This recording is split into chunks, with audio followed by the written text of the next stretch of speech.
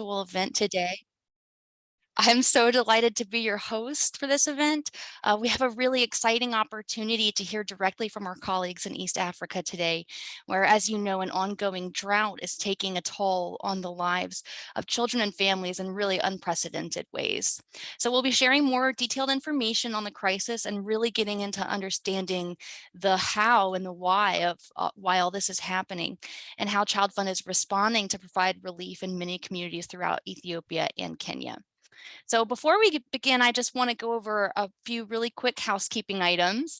You'll see on the right-hand side of your screen a chat box. So we do invite you to use the chat to say hello, introduce yourself, tell us where you're calling from, and interact with others who have joined us today. You'll also see on the bottom of your screen a little Q&A button. It's going to look like two conversation bubbles overlapping each other. So anytime you have a question for our speakers today, we hope that you will have lots of questions, you just click on that button and you type your question in there. And then we'll have a dedicated time at the end of the session for Q&A with our speakers. So we hope that you'll take the time to ask your questions and anything that you have on your mind today. And finally, just a friendly reminder that we are so happy to host our colleagues here all the way from East Africa. That is quite a distance, so sometimes internet connectivity issues happen. If we experience any issues like that, we'd just like to thank you in advance for your patience and let you know that we're working to get it resolved as soon as possible. So with that, let's get back to the reason why we're all here, which is to hear more about the crisis, the drought crisis that's happening right now in East Africa. Right now, it's affecting more than 10 million children and their families, but we don't hear very much of this coverage in the United States and other international outlets. So maybe some of you don't know much about what's going on. Maybe others do know more about what's going on because maybe you support children in this area through ChildFund or other organizations, or maybe you've supported children or families here in the past. I know that I personally sponsor a child in the area, and the impact on their daily lives has just been devastating.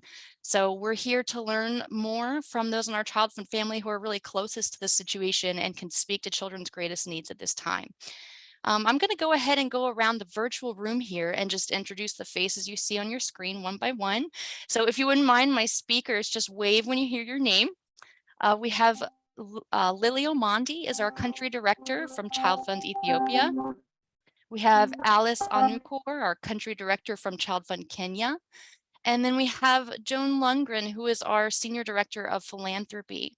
So Lily and Alice are going to be sharing a presentation for us today, and then Joan is going to be facilitating a Q&A session with them before we close.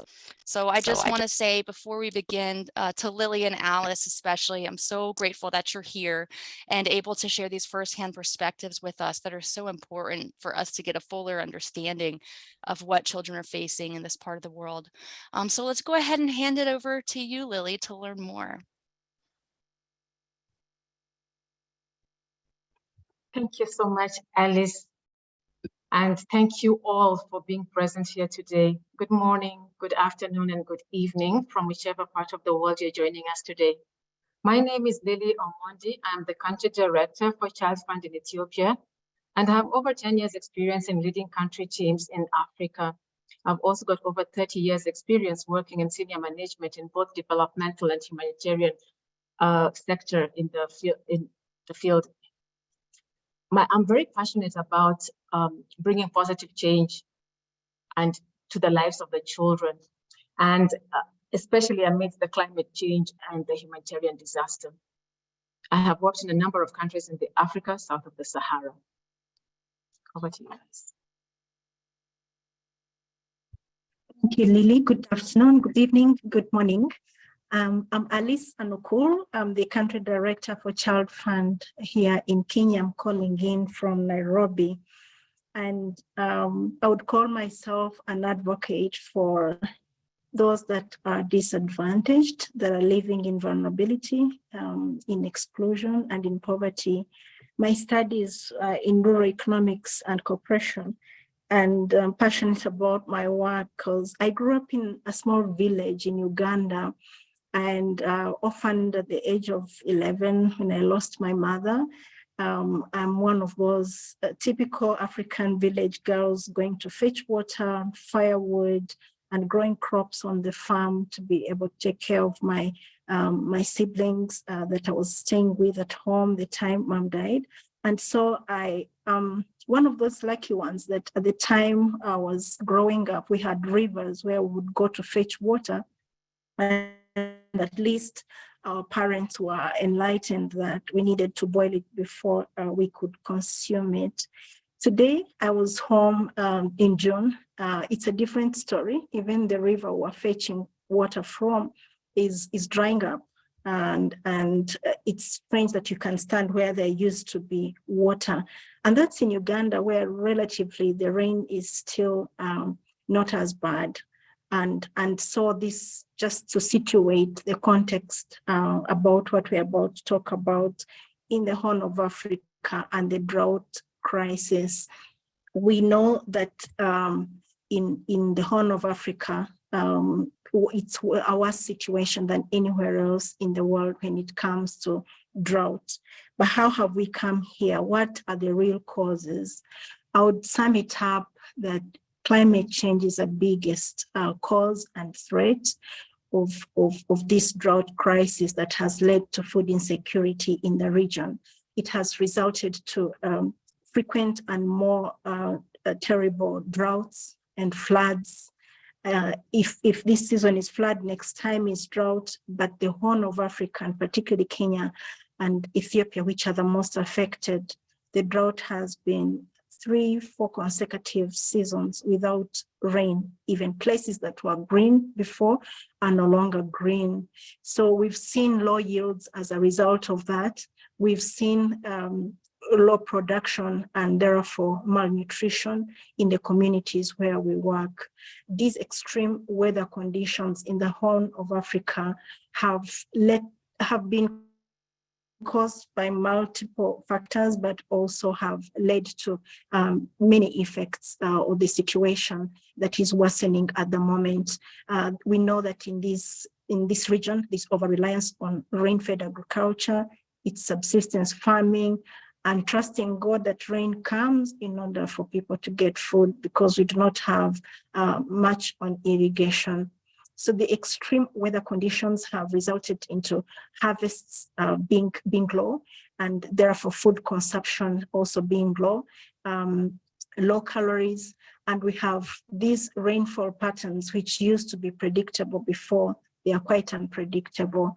Most of the world's poorest among them are those living in arid and semi-arid areas in these two countries, with a population of about 177 million people. Most of them are actually pastoralists, especially northern Kenya and most of Ethiopia. So we see that, for example, in Ethiopia, because of conflict, which is another key cause of this crisis, people have had to flee to safe places, only to find it's not as safe as they thought. It's hunger, it's famine, and this calling for necessary action. The other key cause is the disease burden and the effects of COVID-19. Besides COVID-19, we've also seen a lot of malaria, cholera, and other water-related illnesses affecting even food production, because without energy, you cannot go to be able to till the land, therefore you cannot have enough food, and therefore you're food insecure. So the combined effects of multiple shocks and hazards have led to starvation, even up to death. We've had death cases in Kenya and also in Ethiopia. And these factors have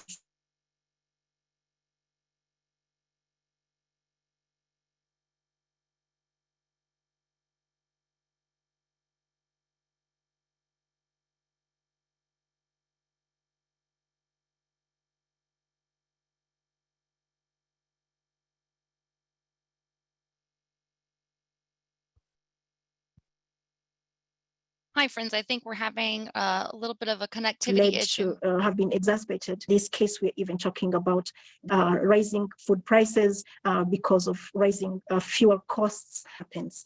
And the crop yields in the Horn of Africa will decline by a huge margin for most of the staple foods, for rice by 14%, for wheat 22%, for maize 5%, which then pushes the number of the already poor people who depend on this rain-fed agriculture, whose livelihoods depend on this subsistence farming, depending on rain, get more deeper into poverty and vulnerability. This report of IPCC also predicts the decrease in food production is leading to low calorie consumption. We put it into perspective.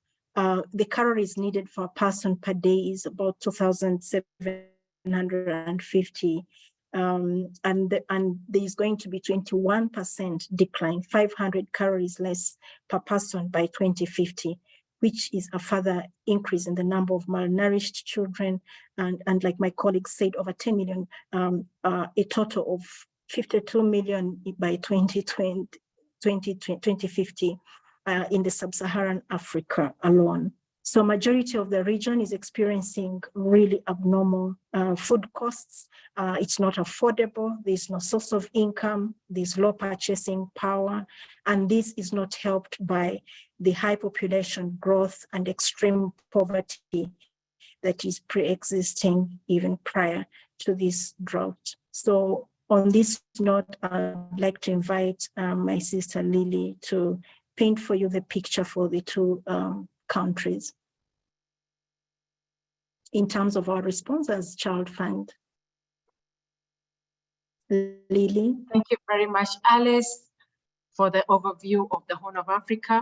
I'll start off with the context of Ethiopia, but also run through the context of Kenya, the two most affected countries in the Horn of Africa. Next slide, please.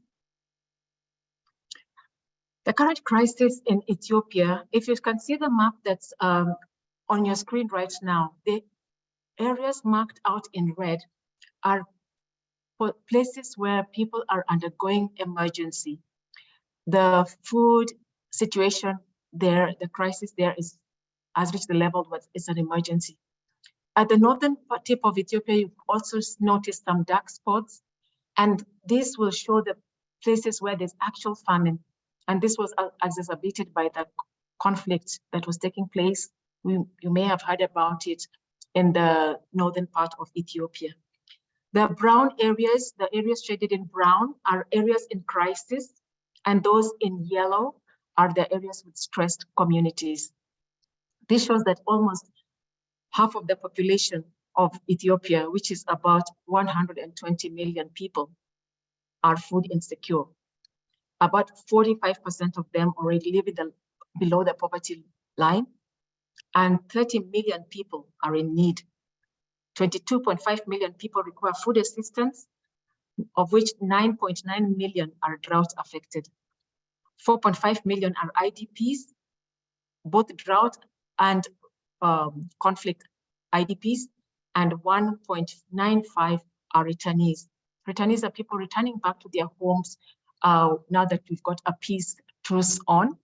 And so people returning back to their homes, and usually from IDP camps with nothing to do, and also nothing, as I saw, no resources with them. Next slide, please. Because of the drought, water has become a crisis. Finding water is difficult, and when you get water, it's usually not fresh, clean water. It is contaminated water, but that's all people have to go on.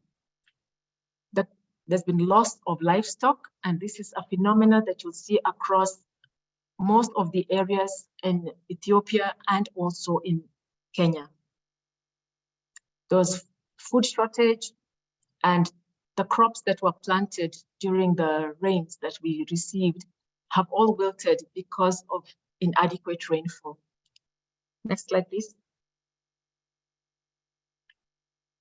What has ChildFund been doing in Ethiopia to support the communities affected by the drought?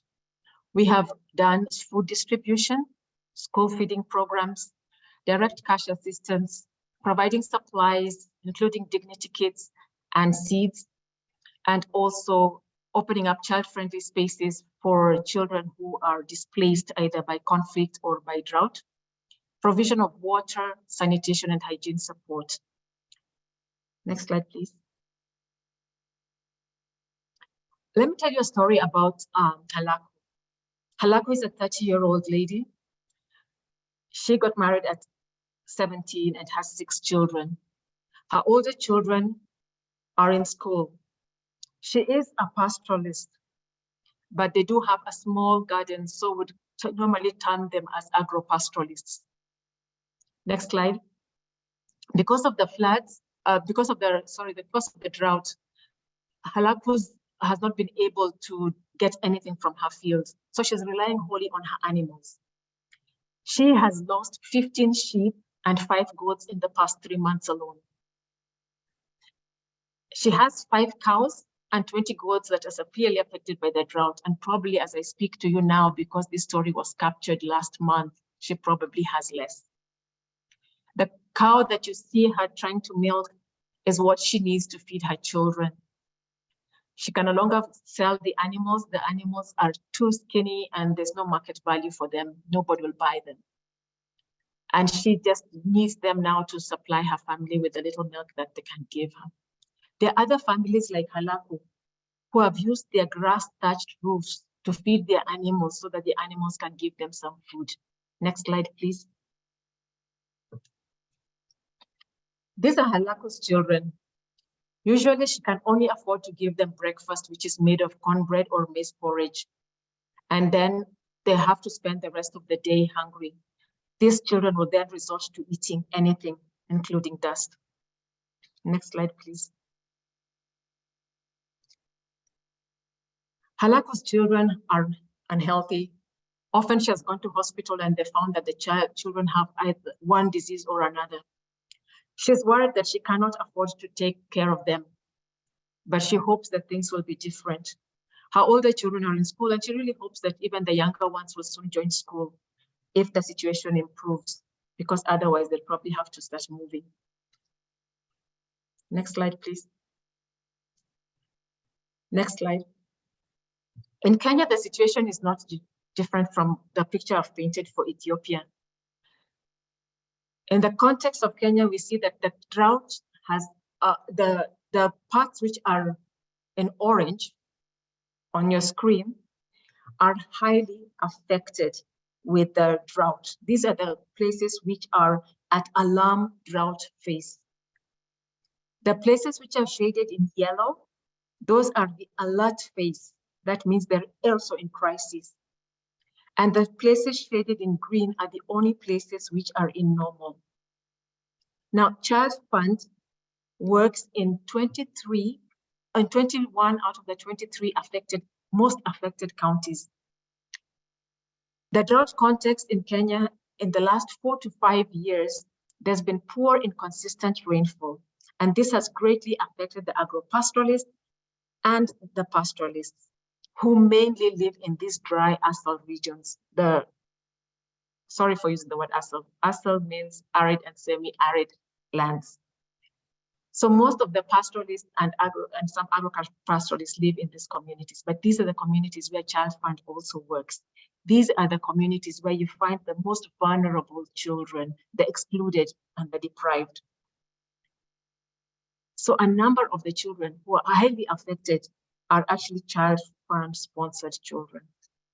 Next slide, please.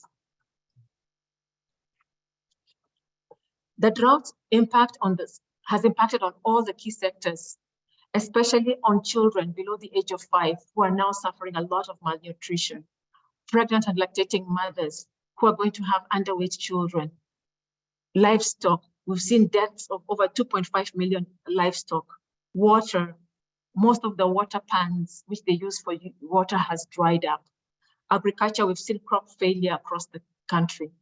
Education, children have not been able to participate effectively in school because of hunger, and many have dropped out of school. And then the peace process, there's been a lot of conflict, even in Kenya, but this is resource-based conflict, where communities are fighting over the little resources for their animals and for water. Next slide, please. The impact of the crisis in Kenya, the drought crisis in Kenya, has been a loss of livelihoods. And this we have seen as the animals die, the livestock, which the people rely on mainly for their livelihood, is lost. Crops withering away in the farms. This is another source of livelihood, and this has also been lost. We've seen that the drought situation impacts on girls and women disproportionately. Women and girls normally are the ones that go out to fetch for fuel wood or look for food or look for water. And as these water ponds dry up and the water sources dry up, they have to go further and further away to look for this water and the fuel wood. This exposes them to all sorts of harm and abuse as they try to fend for their families and for their siblings.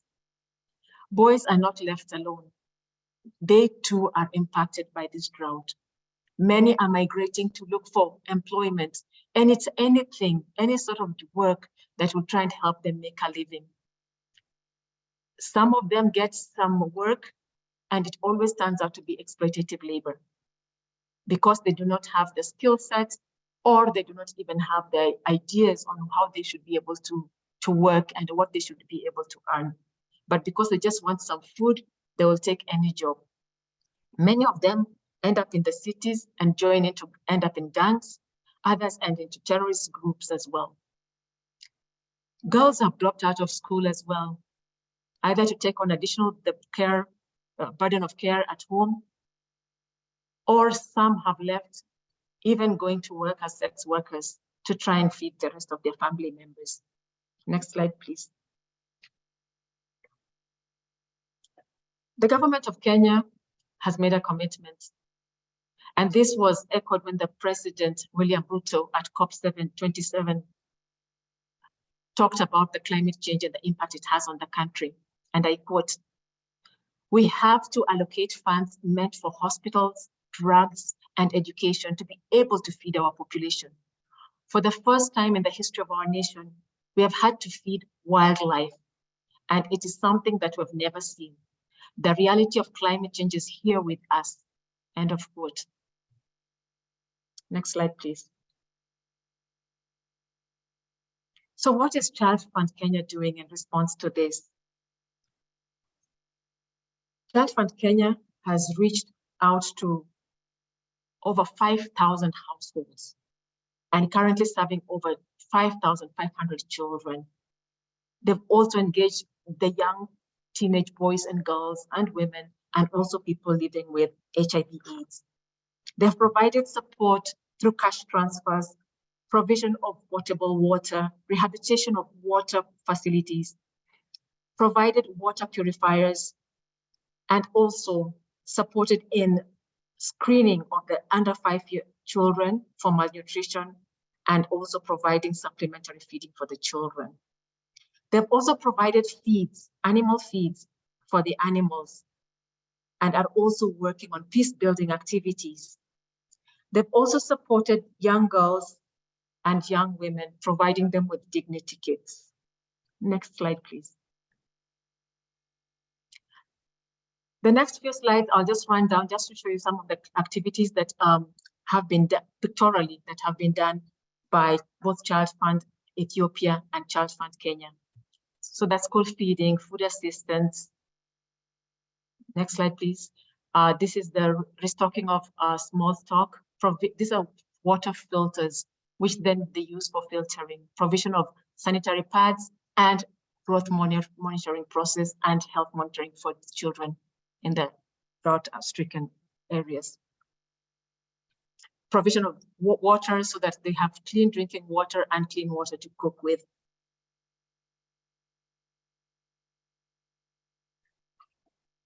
We need support to be able to scale up these interventions. Next slide, please. There's a need for us both to work and increase the amount of food and nutrition that we can provide for our children and the families who are affected by this drought.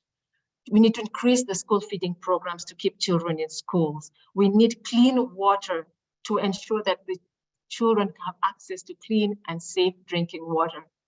We need to strengthen the child protection mechanism so that the children are protected and that we don't have our young girls and young boys abused because they are vulnerable because they cannot have anything to eat.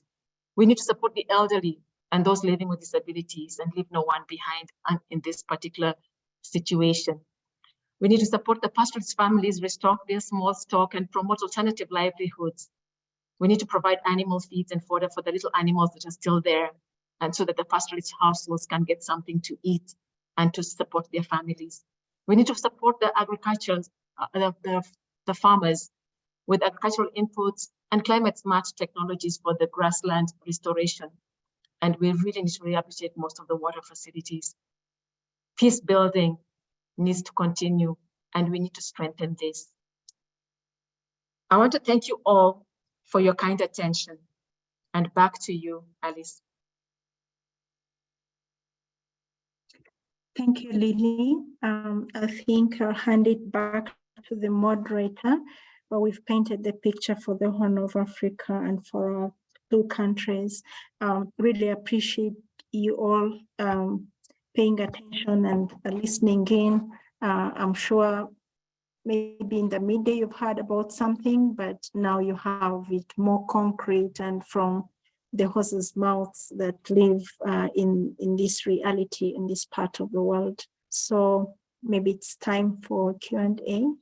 Yes, thank you so much to both of you, Lily and Alice, for being here and just shedding light on the situation. I think it can be really difficult for people to understand the impact that climate change is already having on vulnerable communities like these.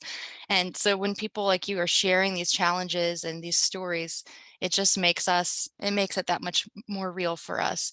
And I love just to hear about the good work that is being done by ChildFund Kenya and Ethiopia, and how it's really not just Band-Aid solutions, it's holistic and it covers all aspects of the ways that this drought crisis is affecting children. So thank you so much for the good work that you do. And yeah, we're going to go ahead now and open it up for our Q&A session. So as a reminder, if you'd like to ask a question, you can use that Q&A button at the bottom of your screen, which looks like two conversation bubbles. Joan Lundgren is our Director of Philanthropy here at ChildFund, and she'll be facilitating the Q&A session with Lily and Alice. So please, any questions that you have for these two, now's your time to ask and hear their perspective. Go ahead and take it away, Joan. Great. Thank you, Elise. And I want to reiterate your thanks to Alice and Lily. We're so grateful to have you leading ChildFund's efforts to support communities in Kenya and Ethiopia. Again, as audience members have questions, please feel free to put them in the chat. We've got a couple lined up, so I will dig in. First of all, Alice and Lily, I'd love to hear from both of you. Just how are our teams doing? We hear a lot lately over the last couple of years that it's never been harder to be a humanitarian aid worker. And we know that, or we can, probably a lot of folks on this call can imagine the difficulties of both providing aid and responding, but also living in a place where your own family may be impacted. Can you just tell us briefly how your teams are doing, and also the staff of our partner organizations that we work closely with?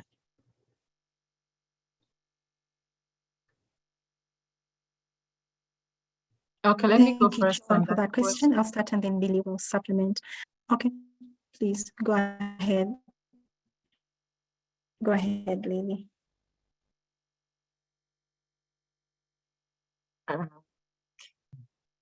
Sorry for that. I think next time, Joan, you have to ask one person at a time. Will do. Yes, there's a bit of a delay. Go ahead, Lily. Thank you very much. Yes, it is very difficult for our staff and for even our partner staff. Let me give a context of Ethiopia and how what we're seeing pan out. In Ethiopia, we've never seen as many losses of humanitarian lives as we have in the last 2 years. We have been both having issues around conflict as well as humanitarian interventions going on at the same time. And this has meant that some of them have been put in the crossfire. Apart from that, we do have our local partners whom we work with, and they're out there on the field and working every day in a situation where they also feel the impact of the drought when there's a drought. They also feel the impact of the conflict when there is conflict in their communities. And sometimes they're away at work and they hear of what has happened in their home where they left their families. It is very difficult for them to be first-time responders, at the same time being the same people who are impacted by the very effect of either the conflict or the drought. Many of them, at least I would say the staff, are better off because they do receive a salary. But then the communities which they work with are very close to them. And I've known many who share the little that they earn with their community members to keep the rest of the community members and the families that they always visit to at least make sure they have something, make sure they can have some food, and make sure they can go to the hospitals. Many of our developmental programs, we have also converted those and to make sure that we can convert them to relief, and so that the communities can be supported. The psychosocial support on the staff is great because they are very intertwined with the children whom we work with and their families, and anything that affects those families affects them as well. So these are some of the things that we need to look into. Thank you very much. Alice, would you like to add to that? Well, I think Lily has said it all. The beautiful thing is the African Ubuntu remains the hope. Previously, you would find people in the village who are tilling the land, sending some food support to those who are living in the cities because it's expensive to live in Nairobi, for instance. But now when staff go home, they have to reach home, then go back to the shop to look for some, posho, ugali, which is the main food, maize meal, to be able to take home because there has not been any production. So literally you're talking about your salary distribution to the minimum of 10 families that are close to you immediately. So this famine and food insecurity is playing out in that way, that the basket of goods also for staff that used to be there prior to this crisis is not the same as it is now. What $10 could buy then in terms of food, it cannot buy half of that today. So it's really impacting directly, but also a lot of frustration, a lot of work that has been put in for years, and the support that is coming for the children for education or for health is translated, as Lily said, into saving life. It's about today, and even then you're faced with the challenge of meeting the need because of high prices, malnutrition, and at the same time it's not easy when it's at a time when the prices of fuel have also gone high. Generally, the cost of living has gone quite high, and this drought, unless really something happens, it's quite painful and discouraging to see the work retrogress, while at the same time we are supposed to be thinking about long term. Yeah, thank you. I'm going to direct this next question to Lily. It's from Gil. And Gil writes, so it's important so it seems that you have infrastructure in place to provide multifaceted support, as you described. Is the plan to scale up these same activities, these various activities, and will that require more staff in addition to more resources? Thank you for that. Thank you so much, Jill, for your question. I think it's a really good question. Yes, we do have the infrastructure in place. In fact, both in Kenya and in Ethiopia, we do have staff who are already doing some of the work. But the work, what we need is more resources. We need additional resources, not for staffing, but really for implementing the activities that are on the ground. Our child funds in the areas where we work, we still do have our local partners whom we implement programs with, and they are also still available in the field. So all the resources that we'll get will be a very small amount will go towards staffing, but what we need is programmatic, like buying more water tanks, being able to tanker water to the communities that haven't had water for some time, being able to improve the infrastructure of water, rehabilitate boreholes where possible, where we can still get water, to be able to provide food where there's dire need for food, where children don't get anything. We just to be able to provide at least a meal a day would be something that would really change the trajectory on the lives of those children and their families. So yes, the resources, with human resources we have in place, we have partners who are willing to work with us as well, and who are also seeing this pain in the eyes of the children and their families, and they want to do something, but they just don't have the resources to.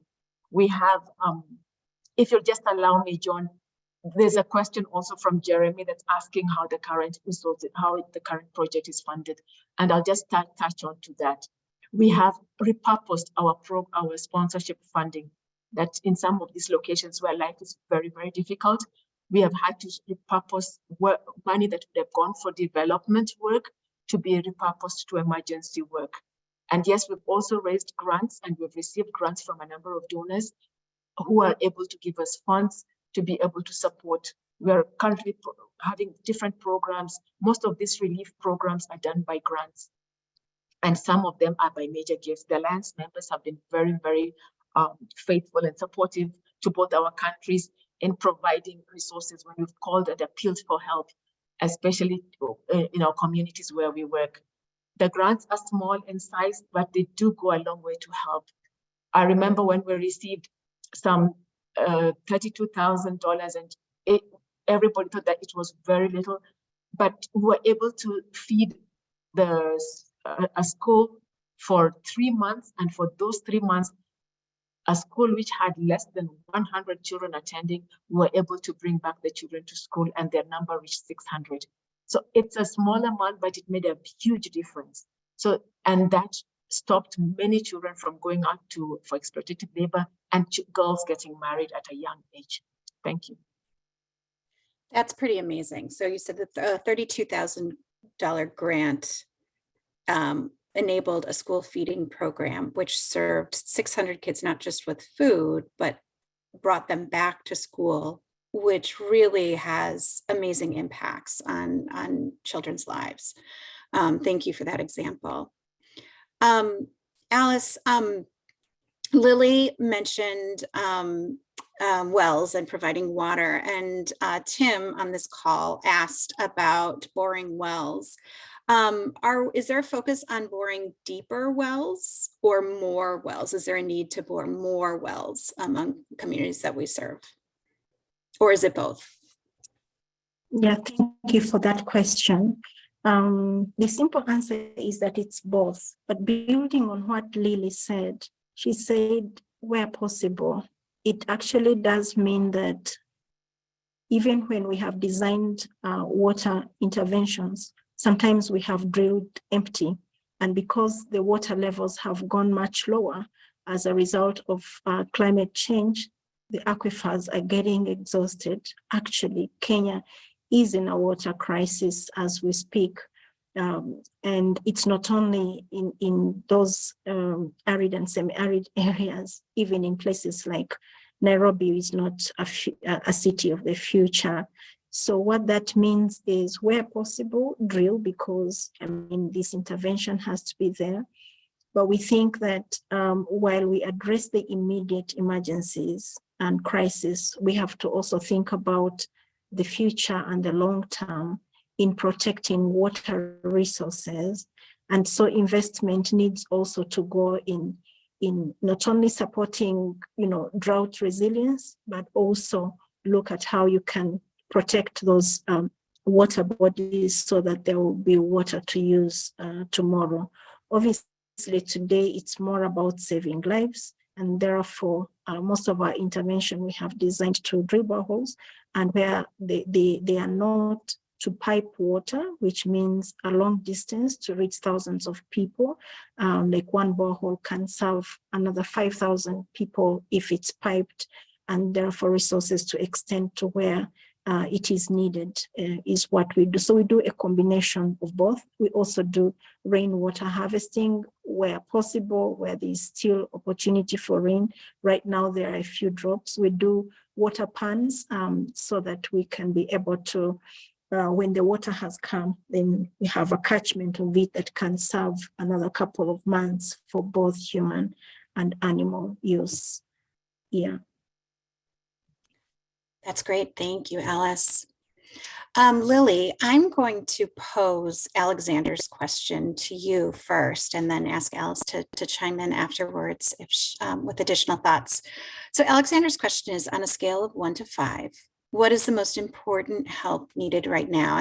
And Alexander, if I'm not interpreting that question correctly, please feel free to add into the chat or another question, but I'm going to interpret that as, what are the top 5 needs right now?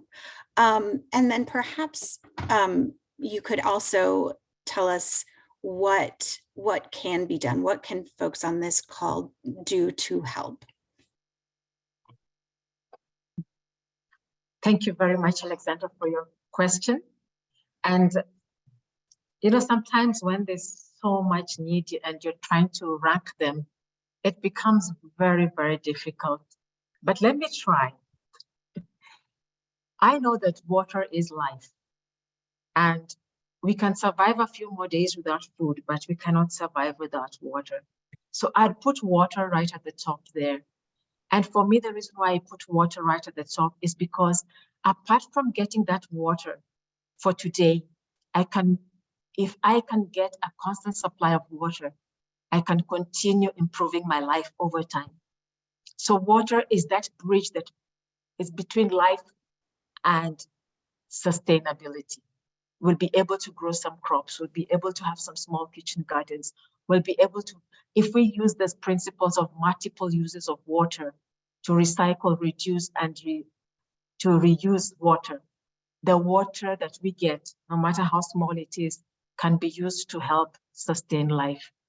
But I also know right now everybody needs food. Many people are going hungry. So food is also a critical need. I would put it second only by the fact that if I don't have water, I'll die faster than if I didn't have food.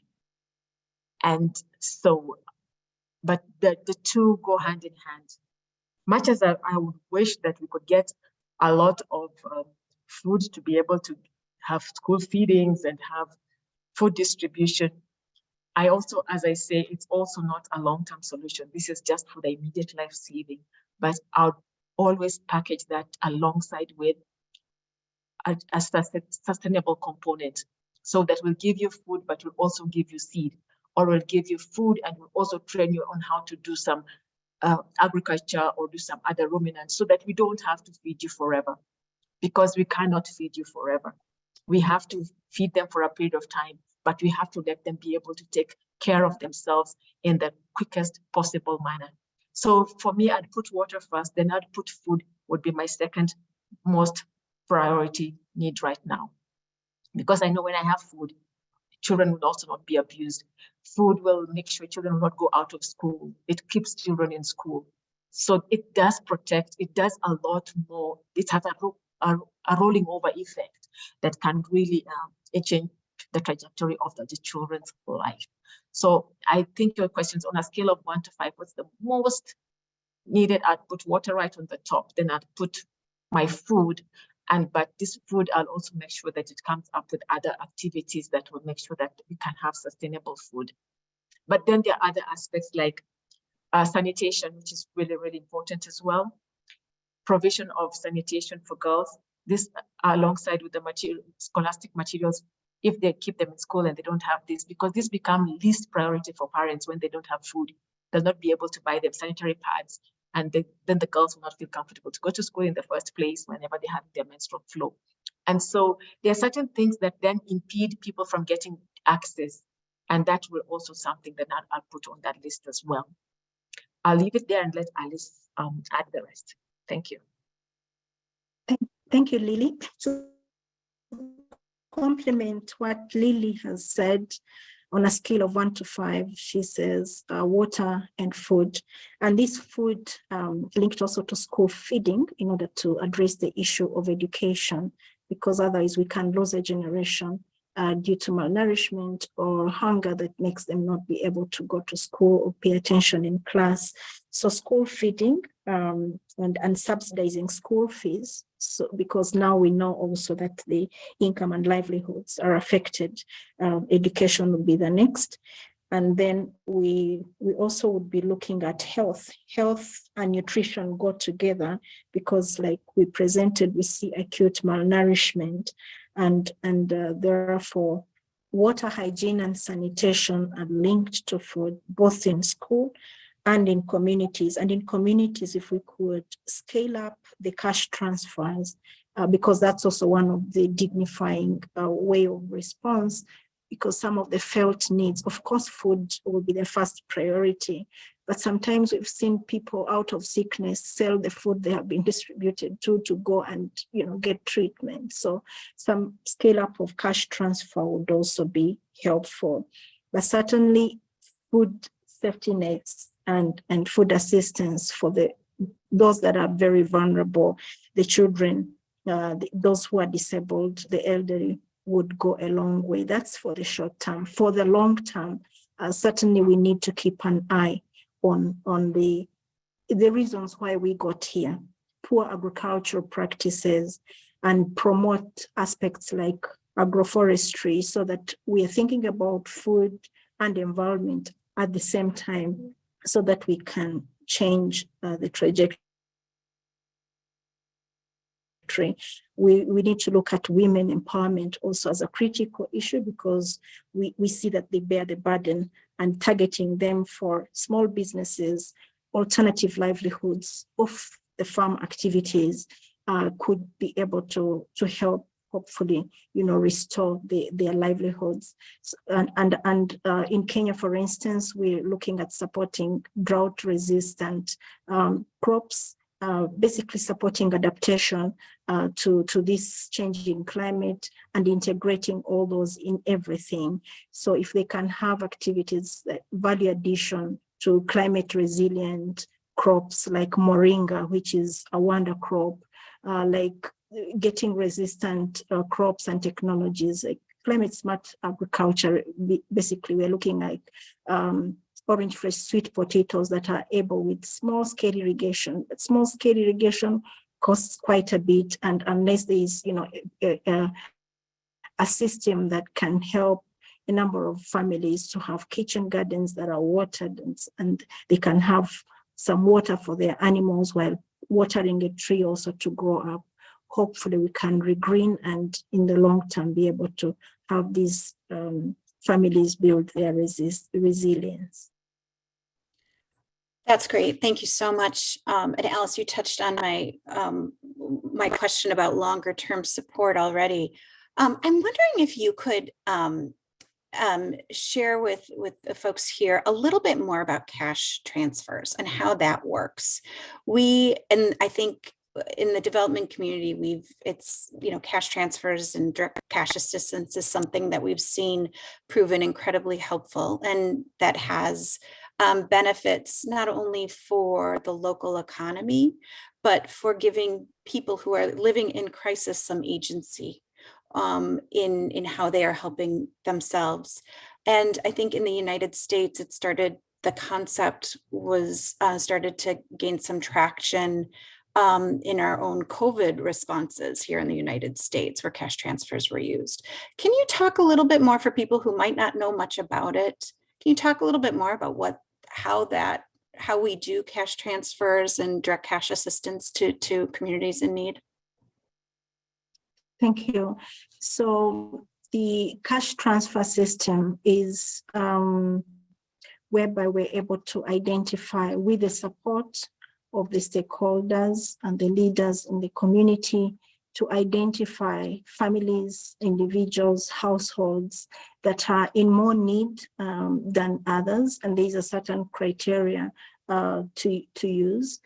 And based on that, we identify and list down Some of them will not even have a mobile phone because in Kenya we use M-Pesa, which is a mobile money system.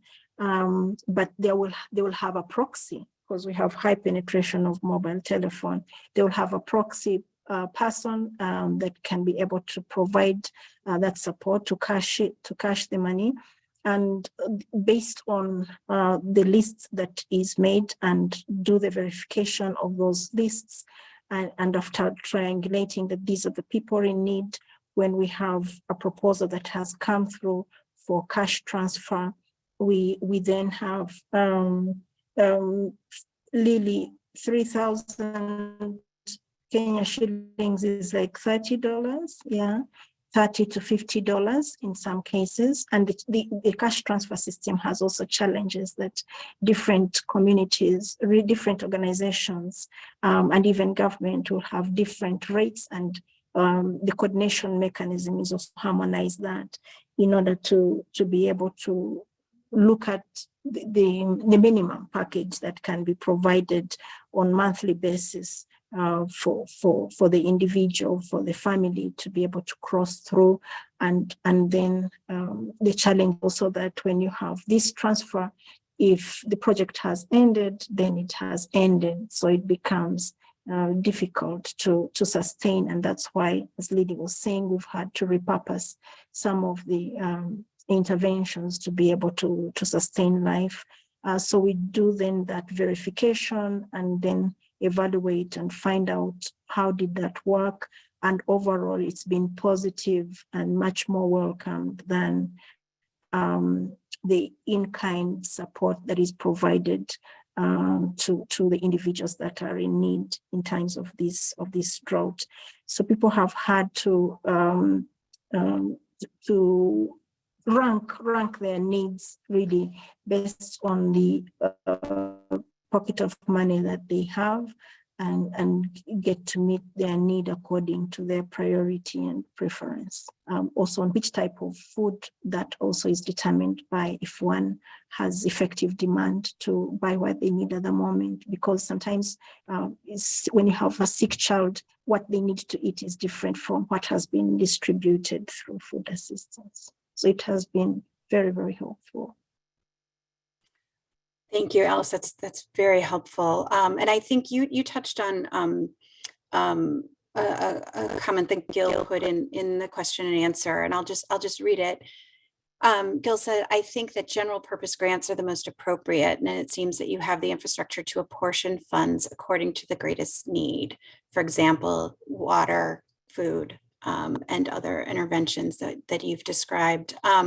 Gil, I think you're absolutely right. And I think both Lilly and Alice have talked about how, particularly in crisis, having flexible funding so that we can respond quickly and we can respond most appropriately to a changing situation and respond differently in different communities depending on individual needs.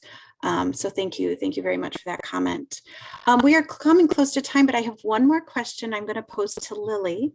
And Lilly, in just 2 or 3 minutes, can you tell us really how people can support? You've got on this call people mostly, I believe, from the United States, and people who are supporting children that ChildFund serves.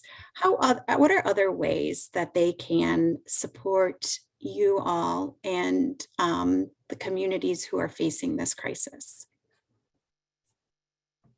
Thank you very much for that question. And let me contextualize that question mainly to the Ethiopia first, and then I'll probably open it up to the Horn of Africa.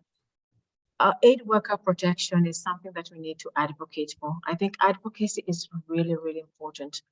And we have lost quite a lot of aid workers for various, in the conflicts and in other circumstances.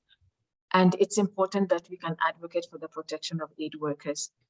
We know that during conflicts, there's a lot of taking of sides, and probably sometimes the way we speak and the way we take sides, then we put aid workers at risk. And this, I guess sometimes this is unknowingly. Sometimes we want to support a certain cause And then because of the situation on the ground, the aid workers are put at risk. And so sometimes taking a step back and just advocating for the protection of the aid workers is something that I would really appreciate if those with influence would take this up. The other thing is also to look at aid, and this is now for the entire Horn of Africa, and maybe even for Africa south of the Sahara. The communities that are affected by the climate change are grappling with a life and death situation, which is, the situation is really dire. And when you look at the causes of climate change, these people rarely had anything to do with it. They probably don't even know what climate change is. So you find that these pastoralists, the people who are relying on one goat or 2 sheep or 5 goats and 1 sheep, have no clue why they're going through such a drastic situation. And they don't even know how it started. But we who know climate change, we really need to put our voices out there and let the world know that for the people in the Horn of Africa, climate change is more than a discussion on a political agenda. Climate change is a matter of life and death. And they have lost many, many people.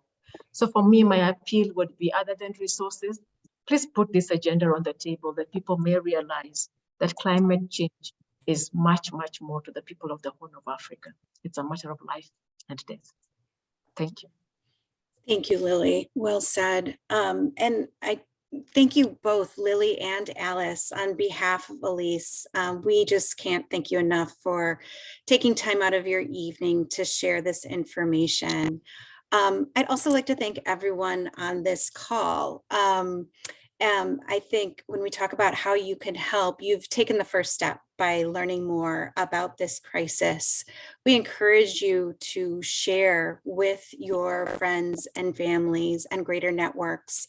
The more we can bring attention to this crisis, the more we can drive support. And as Lily and Alice mentioned, ChildFund is really seeking to raise support so that we can scale our response and reach more families. There is a website on your screen right now. If you are able to make a donation, please do. You can also use your phone's camera and scan that QR code, and that'll take you directly to a link.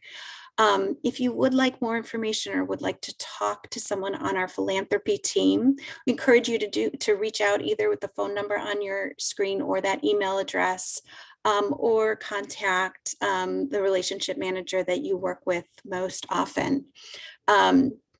And finally, before you leave today, our intent is that this session gave you greater insight into both the situation, but also what ChildFund is doing to respond. And we're going to put a very short poll up on the screen. We would love for you to give us your honest feedback about whether this was a good use of your time, what we could have done better, or what you liked the most about this session. If you all would take a minute to do that, that'll help us do more of these kinds of sessions and make sure that they are the best use of everyone's time. So again, thank you so much on behalf of the ChildFund team. Thank you so much. We are grateful for all of our supporters, and we look forward to talking to you again soon. Have a great day.